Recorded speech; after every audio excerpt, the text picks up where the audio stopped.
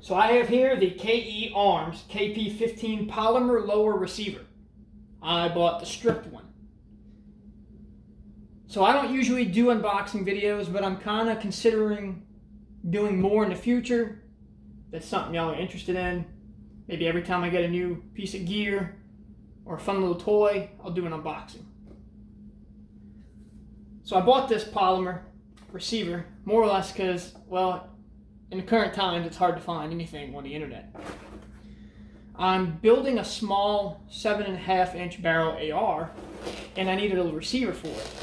But I couldn't find a receiver other than this one. This was the only one I could find in stock, and I bought it from Brownell's website. This was my first time buying anything from them, purchasing any type of equipment or stuff from them, and it was pretty quick and painless. It was after tax and FFL fee, because this is a regulated item, has to go to an FFL dealer. It was $119.99, so not bad. Now, I stated that I was building a AR with a 7.5 inch barrel. I cannot legally put this on there because that would turn that into a SBR, a short barreled rifle. So I'm taking the receiver off of one of my other ARs and I'm putting that on my short pistol AR.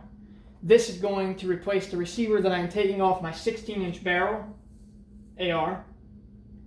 So this ought to look pretty nice on a 16 inch AR. I can't wait to get it on there. So out the box, they give you paper with assembly notes for gunsmiths and armorers. Stripped KE Arms KP-15 Polymer Lower Receiver. We recommend assembly by an experienced gunsmith or armorer. Well, got news for them. I'm neither one of those, but I'm going to do it anyway. Warning, do not dry fire your KP-15 without the upper in place. Doing this can damage the receiver wall in front of the hammer. So do not dry fire this. It says do not dry fire without the upper on it. So don't dry fire at all without the upper on it. I like it. Honestly, I like the way it looks. I think it's going to look sick on my AR, and I can't wait.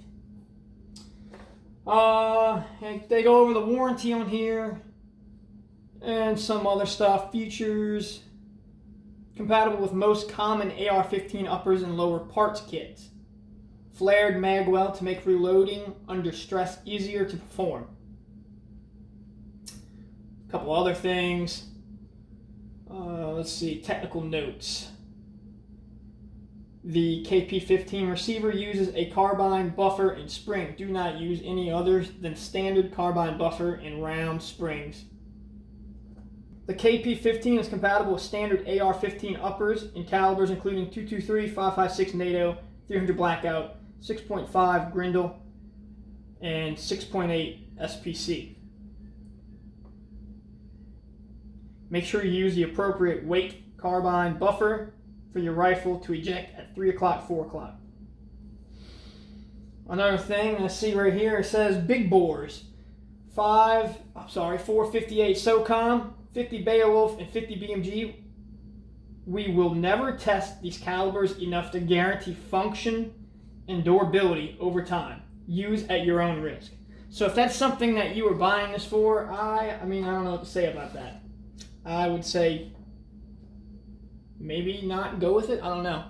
I guess they aren't super confident that the stock is going to be able to handle all that recoil over time. I don't know.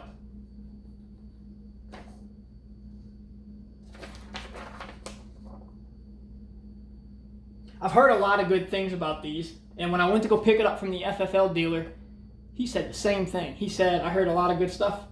I've gotten about 50 of them to come through, and apparently everybody's really impressed with them. I'm going to leave a lot of specs and features that it includes in the description. If you're interested, you can go check that out. So they have warranty on it. The KP-15 has a lifetime warranty for normal use. Sling attachment points wearing out is not grounds for free receiver replacement. If the receiver breaks through misuse or neglect, we will replace it once for $65.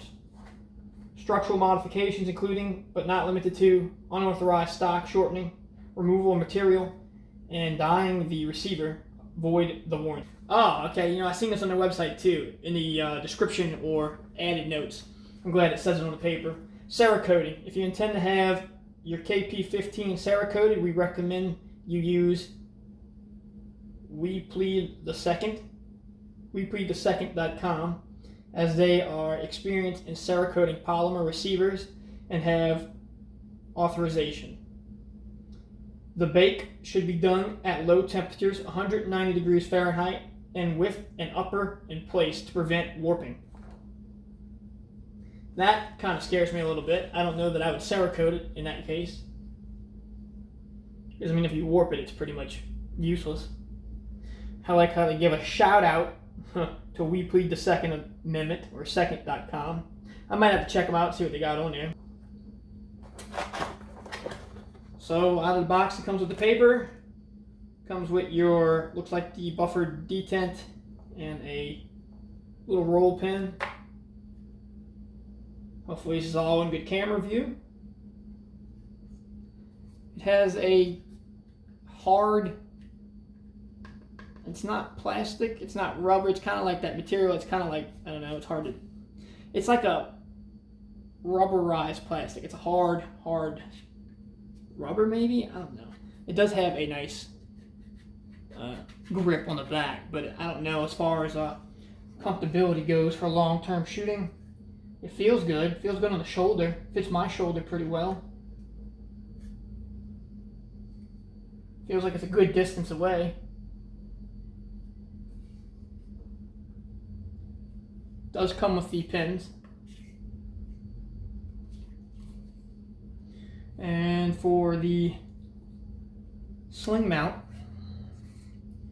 I'm not really sure. I guess this is a way to mount your sling. I don't know what that would be for. This is also for a sling, I suppose. If anybody knows what this is for, you can go ahead and leave a comment and I'll pin it to the top. I like the grip that is on the handle.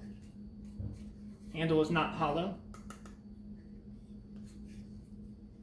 Let's see if we get a good view of that. Probably can't see in there, but there will be future videos of shooting with this on my awesome 16-inch AR. I also plan on painting that AR very soon. That would be a future video, and this stock will be on there getting painted as well. Can't wait for that video to come out. If you have any questions, comments, concerns, drop them down below. Go ahead and like this video, and consider subscribing.